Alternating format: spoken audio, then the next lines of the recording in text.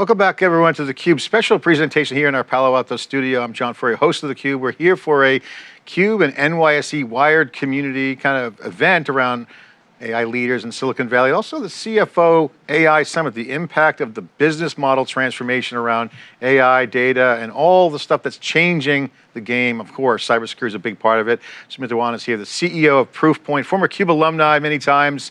Sumit, great to see you back on theCUBE, CEO of Proofpoint, congratulations. Well, thank you, John, and great to be back here. So 1 year on the job, we know each other from VMware. Obviously you led the go-to-market, all the success. VMware continues to have success there. You're here at the helm for 1 year. Give us the overview. What's it like? Tell us what's going on. Give us the progress report. Well, first of all, it's been a year that's gone by fast, and they say if you're having fun, things go fast. So I am having fun. Yes, I completed my year about a month ago, yeah. And during this last year, the company and Proofpoint, we have focused and doubled down in what our belief is. Yeah. Our belief is simple. Cybersecurity has two parts. We make it more complex, but it really has two parts. You prevent stuff, and if by any chance stuff has come in, you detect and respond. We focus on preventing stuff, preventing threats, preventing data loss, preventing the bad things to happen from a cybersecurity perspective. And in the grand scheme of things, that happens usually at people, right? If you think about it, we all are people, we work for our organizations. Sure, if threat actors are trying to attack CUBE or Proofpoint, they can go after network ports and all, but it's much easier for them to go after you or I because they can have socially engineered attacks. Yeah. And Proofpoint focuses on preventing those attacks, preventing insider threats, preventing data to be leaked, and that's what we call as human-centric security platform. And just positioning that, focusing the company on it, executing on innovation and customer success along the vectors of human-centric security. We're having a blast and we are doing very well as a company. So that's been the progress report. I want to get into the preventive side, and I want to definitely get this identity piece of it. Gartner just had an event in Vegas. They talked a lot about this, came one of the big themes. We saw that at Black Hat, and throughout the year, it's always the individual, social engineering, you mentioned that. This is a huge piece, because you get the credentials. You're already in, they got the keys to the kingdom. The breach is there. It's the easiest way in. I mean, from a hacker, that's where the optimization is. This is kind of well known, but how do you stop it? What's the strategy? What's the secret sauce in Proofpoint? Because it's kind of a public secret. I guess it's a public everything. Everyone knows this. Identity is the fastest way in into the market. I mean, if you think about it, even before identity can be taken, what do the attackers do? They're going to try to see and do everything possible for you, John, to click on something. Phishing, or they're going to try to do some kind of a fraudulent way in social media or some mechanism to try to attract you with something that you feel is urgent, something that you feel is critical, and human tendencies are to react, okay, because that's how we've been trained to do. So they exploit on those tendencies, and that's all become easier with the invention of generative AI, because it used to be that people who are crafting these socially engineered attacks, they don't have the language skills to be able to craft those in a very comprehensive way. They used to get things wrong. I mean, even Grammarly and now ChatGPT removes those issues. I can issue multiple sophisticated attacks and run them in volume in any language, in any parts of the world, to any customer I like. So in response, what do? You have to really have AI to defend. The good news is now language models can actually detect the intent. And that's what Proofpoint system is. It's a very semantic AI technology. It detects the intent behind what other people are trying to communicate with you and how the relationship of that person has been with you in the past. Using all of that very sophisticated knowledge, it then detects whether this is normal or it's potentially completely not normal behavior, and it needs to be handled differently, okay? And so over the course of last 12 months, we are proud of this technology that we call Nexus. Nexus are these sophisticated language models that can be fed, that are being fed and trained with the world's most comprehensive threat data and are now able to run real time and detect whether a communication is just regular business communication or it's threat. And that's what is powering the technology, which is cool. You know, this sophisticated AI to protect against all these very sophisticated attacks that are being written using AI. Yeah.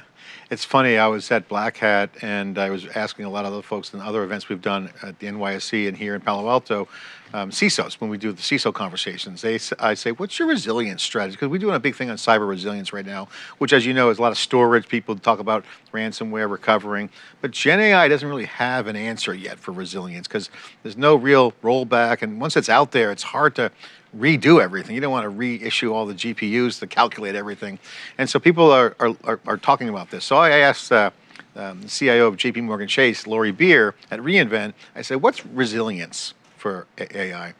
And she goes, well, we look at it as, I'm paraphrasing now, not her exact words, but we're something along the lines of, it's just another app.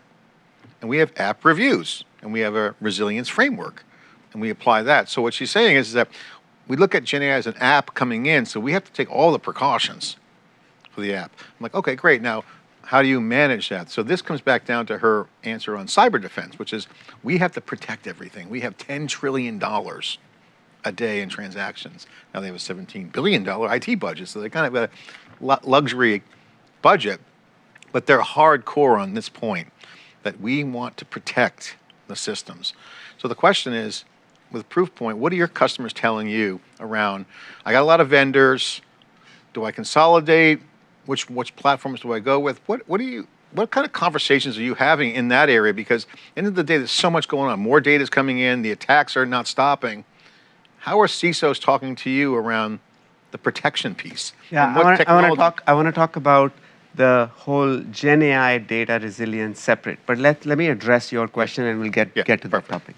I think firstly, this is a cybersecurity ever since the whole adoption of cloud and mobile in the enterprise took place, led to a highly fragmented set of solutions solving individual pain points, and the preference from enterprises, and reality was there because there was no real sort of integrated platforms, was to get a best of breed individual point solution to solve a single pain point, okay? And the reality is that was the only practical solution at that point, so you can't blame the decisions. But fast forward to today, when you're thinking about a little more standardization of cloud, a little more standardization of mobile in terms of customers' minds, their architectures have been established. It's an amazing opportunities for CIOs and CISOs to think about few integrated platforms in the world of cybersecurity. Few, not more. Few, yeah. You need, what do you need? What do you need? You need to think about something at the network tiers, and SASE has emerged as a platform. You have to think about something at detection and response layer.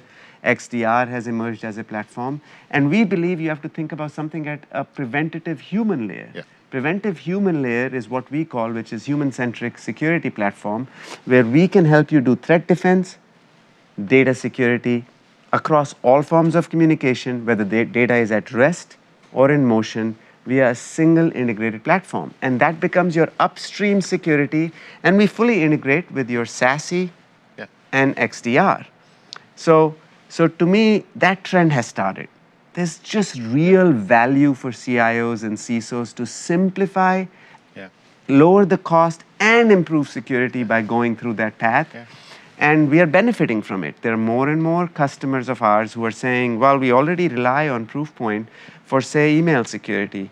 We are already using them for information protection. Now they're using us for impersonation protection. They're looking for more value from the investments that they've made with Proofpoint. And I think that trend will continue. So SASE, XDR, human-centric, almost like the stack of platforms. That to me makes sort of your infrastructure, your cybersecurity platforms, and identity, I would say, would be the fourth. They all ride on identity technologies, and that would be the fourth. And that completes kind of your cybersecurity architecture. That today, if someone tries to do that with a one platform that can cover all of those, at best you can get a licensing program. But by the time you roll it out, you're going to have those 4 independent product or platform decisions that have to fit together. That's a great call out there. I have to ask you about the business model, how you guys are doing. How's business going? What's the portfolio look like as you guys accelerate out and evolve with this wave? How's Proofpoint doing? What's the portfolio look like? What changes are coming? Yeah. So during the course of this year, our focus was really doing 2 key things. Number one, I want to make sure that our technologies are providing best-in-class efficacy. And we invested heavily in our data and AI models, and that was the Nexus reference that I talked about. I'm very proud of what Nexus is able to do. We stand up against the competition. Just the semantic, behavioral AI technology that we have, we blow away the competition in terms of the efficacy of our solution. So what we do the best, and we leverage the most modern technology to do so. Secondly, we invested in providing integrated technology stacks so that when customers adopt our platform to use more than one module, and modules is email security, impersonation protection, collaboration protection, data loss prevention, insider risk, and posture management. When they use these modules, they have a common technology architecture. What's a common technology architecture? We looked back and we studied, you and I, we are users of digital users. What do we work on? We work on browsers, we work on data, we work on email, we work on collaboration tools. So we built what we call connectors and control points. We call these control points Zen. Why? Because these Zen, they're supposed to provide peace of mind of preventive security, right? So we call these control points as Zen Web for browser. It's Zen for endpoints, Zen Connector for clients, Zen Connector for cloud applications. You're in a Zen state because you don't worry about security. Exactly, exactly. Everyone needs to be in the peace of mind. It's the mission, it's our motto, and so we called it Zen. And so, and that was a major piece of work. So we created an architectural platform. I'm very, very proud of what we have done this year, and it's fueled the growth of the business. Now you asked the question where we are going. Yeah. Last month, we made a strategic acquisition of a company called Normalize. They're a leading provider. Gartner called them a cool vendor in the data security space, because now with Normalize, we can help our customers discover data anywhere, any cloud, any data source, on-premise, in the cloud, discover it.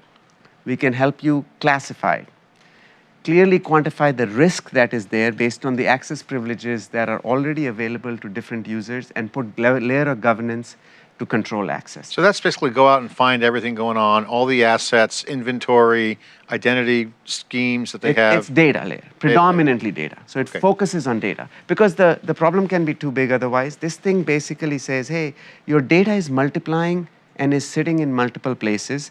Your data stores keep multiplying. This is a scary fact, John. We have a customer of ours in the retail industry who has developers that are building more and more cloud applications through digital transformation efforts. Okay, within 1 year, they looked at their data sources. Data sources as they could be in AWS S3 buckets, in the Snowflake, in Databricks, on-premise, Office 365. Within 1 year, the number of places where the data is stored, data sources, doubled. I'm talking about in thousands doubled. Because the developers just parking the data there. Do they know where it is, or was it one of those things where they didn't know? Wow, this is everything. Without us. So we sort of bring this magnifying lens, help you look at the data. You discovered it. Now you can classify it. Because once you've classified it, as in how I should treat the data, now you can put policies on it.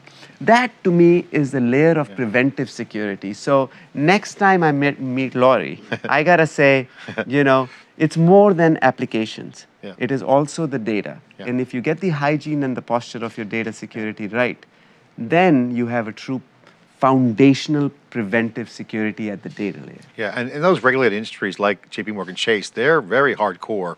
I'd say they're the exception than the basic enterprise defending themselves. You're right. I mean, they're hardcore. I mean, they have a lot of regulation, privacy, but they have over an exabyte of data. And so, they're also thinking about how to protect that data. Yeah. And they're under huge pressure. Well, think You know. about it, right? With generative AI applications, if you write a generative AI application, if you really don't have your data posture right, Yeah. then effectively generative AI application will crawl it, learn from it, and tell any users of that application Yeah. whatever data is accessible to them. I mean, you can get the entire data estate could leak out. Could leak out. Yeah, that is a huge threat. And that could come in from an email. That could come in from some collaboration tool. So your human-centric piece, Shield, I call it, that piece protects the data access. Because once they're in, it's a penetration point. That's what we believe in, right? So we're excited about the future for that reason. The portfolio we have is giving us. There's so many macro reasons for customers to say, you know what, this network-based appliances that were trying to do email security in the past, the days of those appliances are gone. They are moving to our solutions that are more modern defense.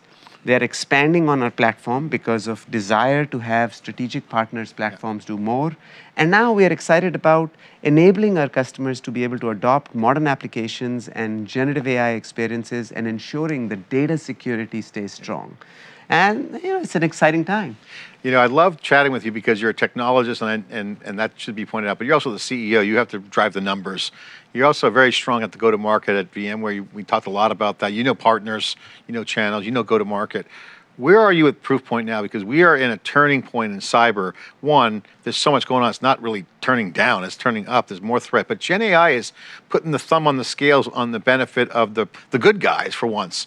Not yet fully there. Some will argue that's equal. I don't think so. I think the bad guys still have an edge because they're organized until they get taken out by put in jail because they'll reconstitute these gangs.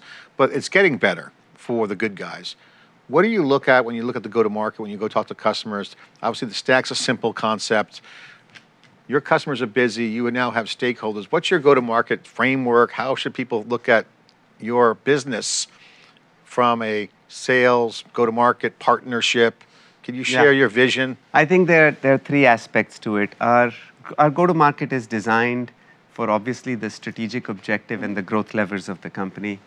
The growth levers and the strategic objectives of the company that we fundamentally believe in is that today, while we have 85 out of Fortune 100, we only have 15% of Global 2000. So we are looking for adding more customers and making sure there is more and more choice available for customer acquisition. So we invest in that. Secondly, once a customer comes to our technology, we're making it easy for them to expand into our full platform.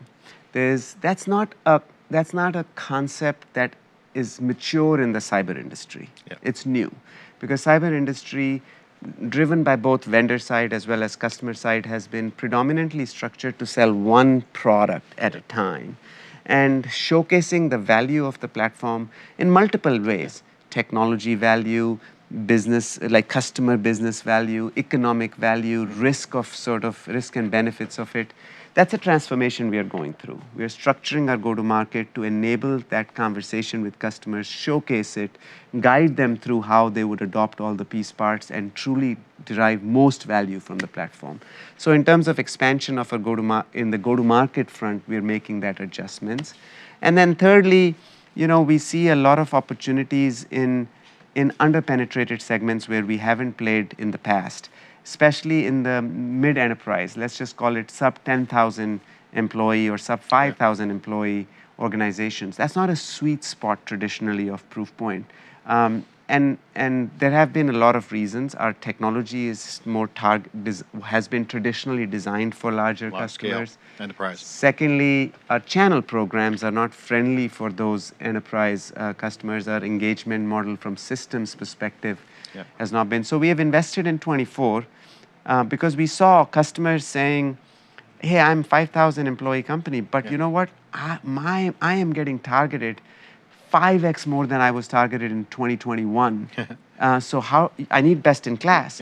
So we made some acquisitions of technology, which was simpler add-on to Office 365 through an API. And what we did was we said, we have all this threat stack intelligence. Why don't we combine the two? And that offer becomes available in the marketplace very soon, which is best of threat intelligence, simplest of the solution, combine it, That's what the So market make it easier to is. consume, And simplify now the packaging. channel program, enable the channel So program. channel's going to be a big part of the strategy. Of course, we are very close to bringing forward this simple offer broadly available to channel. So the performance is good in the business. I know you're private. Can you share some momentum on the business side? We've been private since 2021. Thoma Bravo is our solo investor and sponsor, as you call him. Looking for growth. You know, with the business we have created, we believe good value in the business, and at this point in time, a natural path for a company like ours will be to explore public markets, and we'll do so in due course. Yeah, well, great to have you on theCUBE. Final couple minutes we have left. I know I really appreciate you coming into theCUBE for our special program. Customers, tell some customer stories, why they're buying Proofpoint and expanding with you. What's the key theme you're seeing? Obviously, cybersecurity is a threat, but you know, it's easy, I won't say easy to sell cybersecurity because everyone wants to protect themselves, but adoption and usage is a sign. Take us through some of the customer stories where they're thriving with you guys. Yeah, I think. Let me give you an example of a customer in Japan, and I use this example because this is a classic case of a customer who has been using email security that was embedded in a network box. And I'm not going to say which vendor they're with, but network box, it was a feature. They were like, it was working. And they said, hey, 3 years ago, all of a sudden, it stopped working. Why? We worked with them.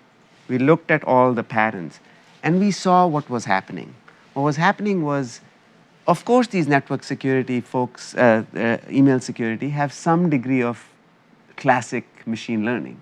It has to, but it's pattern-based.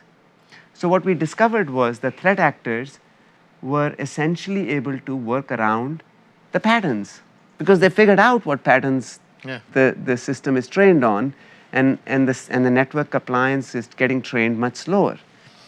So how did they do it? Because they could write in Japanese.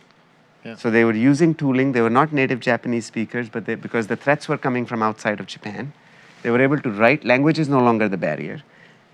Classic ML is no longer the barrier. And so they came to us.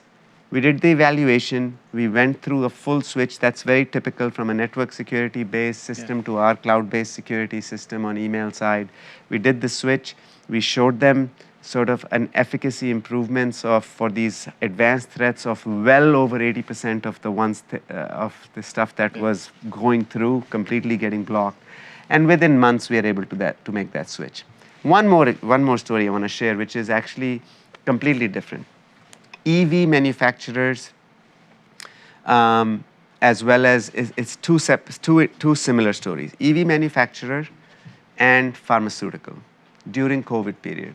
Okay, when vaccines, formulas, R&D, and R&D for EV, you may have seen things in news because of insiders being threat actors or state threat actors that were employed by mistake by certain well-known companies in these sectors. It's our technology that's actually able to smoke them out. We are the ones who are able to prevent these amazing stories of, hey, we get a call. That's huge. I get a call. You know, hey, I had people who MGM had that same problem. So story after story in terms of how we are protecting the business on the preventive side. So you don't have to go to the detection, which is too late and too expensive. I think you're on some of this human aspect of it, that it's clearly the easiest way in. And then once you're in, you can either live off the land or hide and wait. Tons of activity going on there. Sumit, I know you got to go, and I really appreciate you coming on. Great to see you. Congratulations on the success you're having as the CEO, and great to see you back on theCUBE. And we'll do a deep dive on the identity thing. I think that's really, really important. This whole layer of the human layer is huge. And I think all the platform kind of consolidations makes things easier. So thanks for coming on. Well, thanks for having me, and I'd love to do that. All right, cool. Okay, we are here inside the Palo Alto. I'm John Furrier, host of theCUBE. We are breaking down the leaders in AI infrastructure and technology here in Silicon Valley. And of course, we're doing our CFO AI Summit as well. Thanks for watching.